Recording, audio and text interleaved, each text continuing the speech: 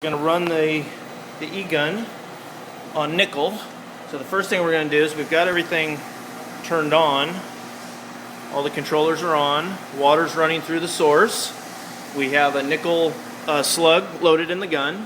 So the first thing we're going to do is bring on the high voltage. We've got it set about 6.4. We'll go about 6.5. Next thing we're going to bring on is the source controller. So to turn this on, we've got interlocks met. So the first thing we can do is turn the emission on. Then we want to go to edit emission, and this will allow this knob to control the power to the gun. So we can see right here there's 14 amps of filament current. That's an idle current, so it doesn't overshoot when it first starts. We'll go ahead and turn this up to about 10 milliamps of emission. And at 10 milliamps we should see the filament light on the gun and a beam. Now if you notice, the beam's in the back of the pocket because the nickel's magnetic. It's affecting the placement of that beam. So I'm going to turn the sweep controller on and the DC offset on, and then I can edit the amplitude here. It's how far it sweeps.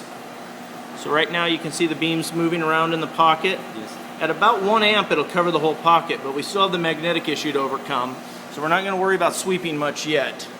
What we're going to do is go to next menu, and it gives us an X offset. So we press this, and now we can control that X offset with this knob, which should allow us to move the beam backward and forward in the pocket.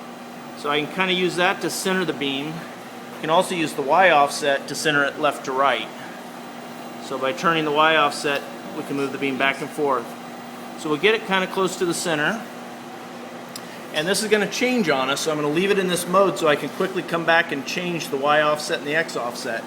Now I'm going to go ahead and increase the power. Let's go up to about 40 milliamps. And that'll get a little more heat in it.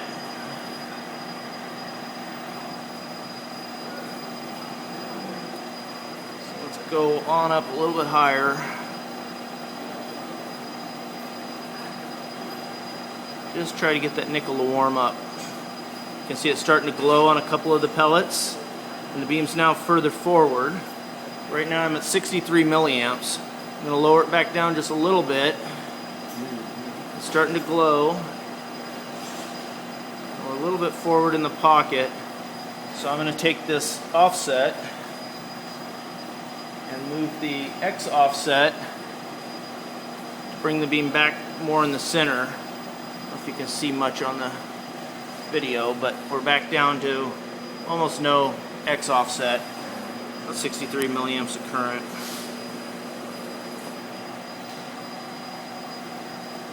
And now the beam's stabilized a little more in the center.